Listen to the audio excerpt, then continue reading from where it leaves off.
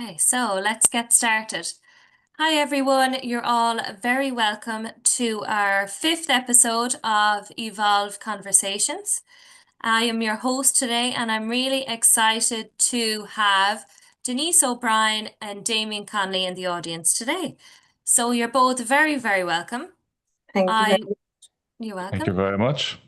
How our conversation will run today is our theme today is all about finance, expansion, growing into the UK. I will introduce both Denise and Damien, and then we will dive in. We have some questions at the end. We'll open up the Q&A chat, and yeah, we'll have an absolute fantastic conversation. So, firstly, I would like to thank Denise O'Brien for coming on board with us today to chat more about this conversation. So, Denise O'Brien is the Managing Director of O'Brien Learning Solutions and a passionate advocate for authentic leadership. She has over 20 years of experience helping organizations navigate change and unlock their potential. So, thank you, Denise. Thank We you. Good to also be here. have Damian Connelly in the audience. So Damian is a finance director and SME exit advisor. He supports SME business owners in building profitable, resilient, and exit-ready businesses. Also through Secure, Damian works with entrepreneurs and SMEs as an interim finance director. So Great. Thank you very much for having me. no problem at all. So let's dive in. So today's theme is all about expansion, finance. We're talking about growing into the UK for all that's listening. So we'll get started with you, Damien. So from a financial point of view, why is expanding into the UK an opportunity from your own experience? Well, I think it's a fantastic opportunity for Irish businesses, particularly those that are looking to grow and looking for a route to growth. Because if you think about the UK, it's a huge marketplace. And so if you put Ireland in context, the Irish marketplace as a whole is about the same size as that of Manchester and surrounding areas. So the UK is just a huge place for Irish businesses to expand into. If you add to that, everyone speaks English, which is great. And a lot of the compliance and a lot of the tax elements in the UK are broadly similar. They're different, but they're broadly similar. So they're quite understandable to people who are already doing business in Ireland. So that gives you a good starter for 10, a good starting point to potentially grow overseas. And it's a good local market to go into as well if you're looking at that potential opportunity. Yeah, definitely. Thanks, Damien. And as well, I think there's so many opportunities available to SMEs out there today. So we have the likes of, the local enterprise office, there's Enterprise Ireland, there's Intertrade Ireland. And Denise, from your own experience working in your organization, can you talk from your experience about your, expansion into the Yeah, UK? I can indeed. Actually, Orla, thanks. So O'Brien Learning Solutions has just signed its first UK client based in Northern Ireland, and they're in logistics and shipping. So it's been the fruits of a period of time where I worked with firstly the Clare Local Enterprise Office, and we did a trade Mm-hmm. expo into Northern Ireland. And then I was fortunate enough to be selected then to continue on a program with Intertrade Ireland. And my mentor there, Gary, helped to, build some leads and warm up some leads in Northern Ireland as a starting point. So yeah, it's taken a bit of work, and Mm-hmm. I suppose with Damien, what Damien's doing is excellent. Like obviously, but you have to make sure you're financially ready and that you have the resources and the time to do it. And then what we would do for companies that are looking at that is to help you assess whether the organization is truly ready, because even if the financial status is good and solid and there's a lot of lucrative opportunities, if your people aren't aligned and your processes aren't great, expansion can kind of become a house of cards. Like, so it has to be managed delicately. And I've had to put in a lot of work into making my business export ready, if you like. And with that's an ongoing process. So it forces you to ask a lot of questions about what you do and how you do it. But once an opportunity has been identified, it's a fantastic feeling to know that you've moved beyond the Irish market. Absolutely. Yeah, definitely. Thanks, Denise. And can we dive deeper into that piece that you talked about? How can you bring leaders, bring the entire team along with this, period of change, this period of growth within organizations that you're working Yeah. with? Yeah, I mean, the statistics aren't great for Irish SMEs that grow beyond 10 employees. It's less than 20%. But, as I said that in a conference one time, and somebody said, well, they probably will start another business, so maybe it hasn't been a complete failure. But so what we do with our Evolve program and our proprietary 3S model of organizational transformation is to look at change from a holistic level. And it is about change. If you're going to expand into a different market, then you're on a trajectory, towards something different. So we look at the signposting, which is all your processes, your governance, the senior team, whether that's one person or 10 people, are they aligned, and are the documents there to help them do that, and have they got the right leadership mindset to help to lead that kind of change? And the next S then is supporting. So that's the middle layer, and that's your next line, management down. Are they skilled for scale? Can they manage bigger teams, hybrid teams, remote teams? Are they managing themselves well? And the processes, are they there to support them? Are the processes lean? And then there's the third S, which is for safety. And in our world, it means psychological safety. So whatever other staff you have in the organization need to be fully on board, or on the bus, as we would say, and to feel part of change. That psychological safety has to be there. That, okay, we're going towards something new, but I feel part of it and I'm excited about it. That's it at a very basic level. Yeah, no, perfect. Thank you. And Damien, just coming back to you on, as Denise kind of described it, getting everyone on the bus, that kind of focus on the psychological safety. Can we turn to your experience and talk to you about the practical steps that organizations need to focus on, to get to that point of change?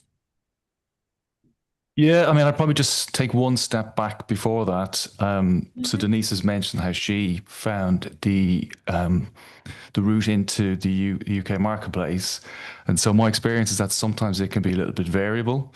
So sometimes it might be that an Irish business has a number of UK clients already, and something changes, something triggers a discussion about maybe getting a local presence to service them better. Or in some cases, it might be that those UK clients have opened up an opportunity to get in front of other UK clients, or to get into that location or that sector. Or it might just be that a pitch has arrived on your desk that just gives you access to a very large client, which means then that's a trigger to think about setting something up locally in the UK. But in terms of the practicalities, my mantra generally, and particularly in relation to this, is just plan. This is a big project. It's going to be an expensive project. And as Denise has sort of alluded to already, it's going to take more than just the business owner. It's going to involve some of the team. Because what will happen is, during the course of that project, either the business owner or some of the senior management will have some of their focus will be away from the core business and into this project, getting the UK business set up, getting it up and running. And so therefore that having that wider management team or that skill set within the existing team to keep the day-to-day taken over and cover when the other management team are sort of running this project is key. And then in terms of how it all works, there's probably going to be a period of researching the marketplace, evaluating whether the opportunity is big enough or valuable enough to take it further. And then I would say there's probably another 2 months or so, maybe even 3 months, of actually putting a plan of action together, putting a budget together, and then identifying who's going to deliver on that, who's going to fly over, who's going to spend time in London or Manchester, wherever you think you're going to be. And then typically, I would say it's probably 6 to 9 months of getting the entity up and running, getting the first new clients embedded or onboarded, and then trying to get the business moving forward, finding that extra new client, those additional clients, getting them serviced to a certain level, and then maybe stepping back as you get some local staff on the ground to manage that business development or to manage the ongoing customer service. Okay, wow. And Denise, from your experience, I know you mentioned it was a long process, and Damien alluded to, coming back to that, did you find it was the 6 to 9 months of all that planning, the action planning, everything? Yeah, absolutely. I actually was thinking today to myself about building business at home, first of all, even, and then, kind of going on that journey to expansion. Everything takes longer. Like, I would say, give it twice as long as you think it's going to take, and I'm a person who works at a fairly full on kind of a speed myself. And the biggest thing you have to learn is patience,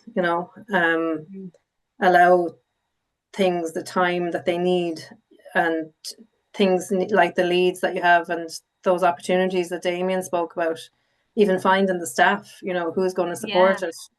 All that takes time, and you have to, I suppose, for the SMEs, and I've seen this myself as well with my company clients that I've worked with, for the CEO or the managing director to be gone abroad for long periods of time, even if it's to the UK, there is a significant gap back at base that does need to be filled, and that's where the Evolve program that we do helps leaders to be able to, vacate the premises for however long and bring that team up to that next level of decision making that they need to be able to do to walk away safely.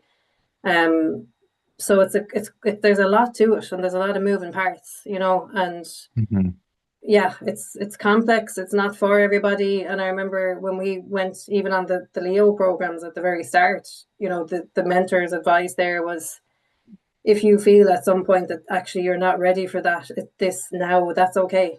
People decide that at different stages of the journey.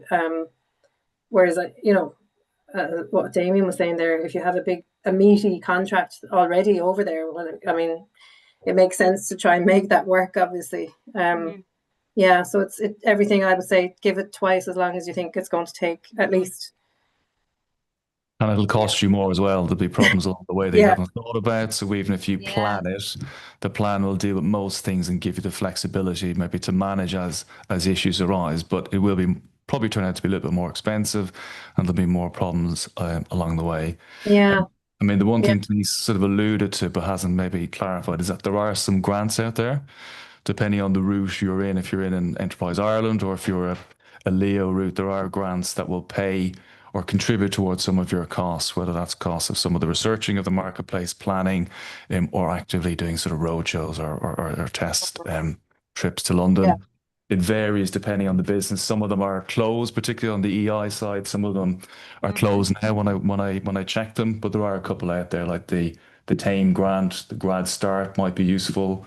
If you need financing, you can't get a grant, microfinance Ireland loans can be used to support that.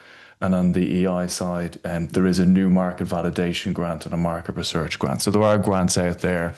You just need to navigate your way through it, depending whether you're Leo focused or Enterprise Ireland.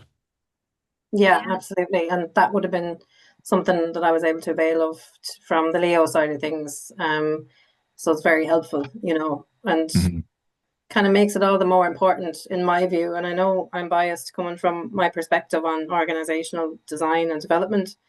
But if you're going to put that much effort into nurturing, leads outside of Ireland and trying to build a client base, then the team in Ireland needs the equal amount of focus before, you get ready for that expansion. It's really important that the team is gelling well, that managers are performing well, that your processes are robust, because if not, pretty soon all that will become very apparent, and it become it's stressful and challenging enough as it is. It'll become unnecessarily so if there are problems that have been swept under the carpet back at the home base. Yeah, most definitely. And I think As you're both kind of talking through your own experiences, and Damien as well, you mentioned about, the opportunities that come from this. I know that it takes time and that the support is out there in terms of, the grants that you mentioned, and the end opportunity is massive for organizations. And it's kind of, as Denise said, on the bus, you're on that journey to get to that next stage of expansion, which is huge. Yeah, exactly. But as Denise has mentioned, there is a challenge both for the Mm, people on the bus doing the project because they're probably away from home yeah. a lot more than they have been. There's a few additional pressures to fulfill the plan to get that first new client on board, and then it's the people who are supporting them while they're away are obviously under additional pressure as well. So we as a business have an office in London. We also have an office in Dublin. So that's where we can help. Some Irish businesses if they're looking to expand, we could help with some guides, some support. We're doing some workshops in the autumn on this topic, which will allow us to meet people face to face, and then Okay, also then we brilliant. can And get how can people. people find out more about those workshops, Damien? They're not in the diary yet, but they're Okay, being planned. So if they want to contact me on LinkedIn, Damian Connelly okay, FCCA, or we've got a YouTube channel, Sakura hyphen Business, and we've got a few of our videos and a few of our podcasts, and the workshops will go up there as well when they're online. okay. But we'll also put details out in terms of when those are fixed in the diary. Some of them will be in London, a few of them will be in Dublin as well. So I'm quite excited about those, and Yeah, hopefully. brilliant. And a huge opportunity for people. So, coming to you both back again. So we ask every speaker this question, before we get into the Q&A, and we have some questions in. So even on the topic of expansion, finance, opportunities, we talked a lot about patience. What is one piece of advice you have for organizations today? Is that one for me? You can You go can for go, it if you want. go Yeah, for it. it's open to you both. Okay. Well, I've touched on it already. I think planning is key. Or as I Mm-hmm. said already, it's about plan a little bit more, and probably do a little bit more planning as well, Mm-hmm. because it's a great opportunity, but it's a great risk. Financially, it's a big risk. From a team point of view, it's a big risk, and it's also a risk to the core business at home if you get it wrong, if it all goes pear-shaped in many respects. So the more that you evaluate it, take that decision whether it's something worth going for or not, and then plan how much it's going to cost, who's going to do what, how long are they going to do it, have a chat to them, make sure they're all on board or on the bus, as Denise mentioned, then that gives you the best chance of making it work and not having a negative impact on the business. Okay. And Denise, what is one piece of advice you give to organizations today? Well, like in my line of work, I deal with business owners, so individuals, who will sit with me and talk about their vision, the plans, the traction they're starting to get. And where I can coach people is around the decision making part of it. Mm-hmm. So weighing everything up, and I have a process that kind of links to my 3S model about using your head, absolutely. So that's a lot of the planning stuff that Damien's talking about. It's Mm-hmm. absolutely essential. But also your heart and your gut. So the heart is about the passion. And is it linked to your values? Like, what's the why, WHY? The why has to be big enough. And obviously, there has to be the logic there around the plan. And the gut brain, like, there is a set of neurons in our gut that has, similarities to our head brain. The gut brain is all about the courage and the bravery then to take, affirmative action in the right direction. Once you know you're doing it for the right reasons, you have a logical plan. Sometimes, if we're blocked at that level of bravery or courage, we may be years thinking about it and talking about it and planning it and not actually do the thing. So there's a combination of all that. So I would say to somebody who's on that journey, like, to invest in a coach as well. Like, there's people out there that help with all kinds of decision making. Damien is a huge, mindful of resource there on the actual expansion process as well. So Mm-hmm. there, find the support that you need and take your time and know when to act. That would be my advice. Mm. Okay, Yeah. brilliant. Thank you. And I think even listening to you both, I would say in every piece of conversation advice, it all comes back to that piece of planning and even reevaluating the plan, coming back to the plan, having Hmm. patience, and kind of it's as Denise said as well in the local enterprise office, in the training group, it's okay if if the plan doesn't come about and you're like, okay, no, this isn't the right time. But Mm. just to kind of keep coming back to your plan and kind of sticking with it if that's your opportunity that you want to go with. Yeah. Yeah, exactly. And good mentoring and coaching Yeah. will help to keep you accountable and help you to say things out loud and have a sounding board. I think that's really important. Yeah. Yeah, most definitely as well. Okay, so let's open up the chat to some questions. So I have one question here. So thank you for the conversation today.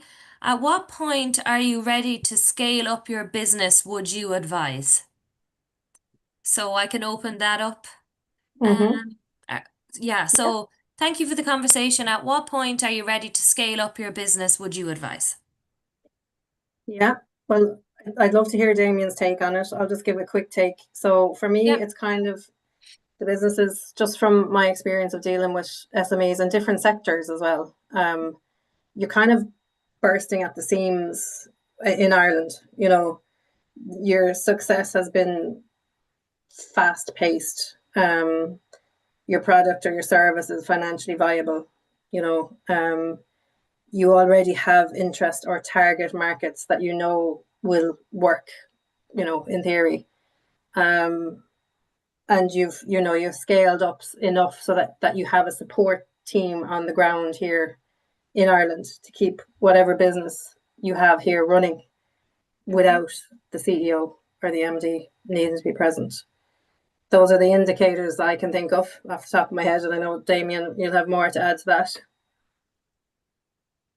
Yeah, I mean, I wouldn't say there's a hard and fast rule around exactly when you're ready, because if an opportunity comes across your desk that you're not necessarily looking for, that could be a great trigger and the opportunity to go for it. So I wouldn't try and fix it to a specific threshold or particular turnover level. However, my experience is that typically businesses are sort of around the 2 to 3 million euro turnover level. And that's really because at that stage, they've got a bit of a wider management team. They're not wholly reliant on the main business owner, business owners. And also, they've got a bit of maybe cash in the bank, which means that they can afford to put aside some cash and invest it in expanding into the UK. So that's probably the indicators I would suggest for most businesses, but it depends on the opportunity and again evaluating it and whether it's something worth going for. Mm. Mm. Thank you both. And another question specifically for you, Damien. Um, Okay. you answered this earlier. From your own experience, how long typically does this process take? Well, I think Denise has touched on it. I think I've touched on it a little bit as Yeah. well. Again, I wouldn't give it a hard and fast rule, but I would say you won't get too much change out of 9 or 12 months if you're going to do it properly, because there will usually be an evaluation, as I mentioned, which will take a couple of months, maybe a trip back and forth to the UK. You'll need a bit of time to plan, which could take another 2 or 3 months to put a plan together, make sure the funding's in place, that people are ready to go. And then it's probably going to take anything between 4 to 9 months of actually setting the business up, stabilizing it, getting any existing clients settled and serviced correctly, and maybe getting the pipeline moving in terms of new business and potential new clients or one or two on board before the Irish management team would start to step back and maybe get a couple of local people onboarded into the team. Mm. Okay, perfect. And the last one is thank you for the conversation. How can I get in touch with both of you? Will I find you both on LinkedIn? Yes, is the answer to that. And yeah, Damien and I both have our own businesses. We both have our own pages. Um, yeah, on LinkedIn, our website, o'brienlearningsolutions.ie. Instagram, if anybody's scrolling on Instagram, I'm there as well. So would love to hear from anyone, even with any questions or thoughts. And I'm also big on collaboration. So if there's anyone listening who'd like to just think or talk about ways to collaborate and serve clients even better, I'm all into that. And same with you, Damian. Yeah, I'm on LinkedIn, Damian Connelly, FCCA. We've got our YouTube channel that I mentioned, Sakura-Business, and our website is sakurabusiness.ie. Okay, brilliant. So now we are coming to the end of our Evolve conversation. So I want to thank you both, Damian and Denise. Thank you so much for all the insights today. I think from my interpretation of the conversation, definitely the key word that stands out for me is all about planning, and that, the opportunities are out there. There is support out there. There is financial support in terms of grants that, as well, Denise, you talked about, getting help in terms of the coaching side of it. The decision making does take a long process, but the opportunities to get to that next stage are massive. So yeah, just thank you so much to both of you. Thank you very much. Thanks, Orla. Thanks, Damian. Pleasure. Thank you very much. It's been great. Thank you.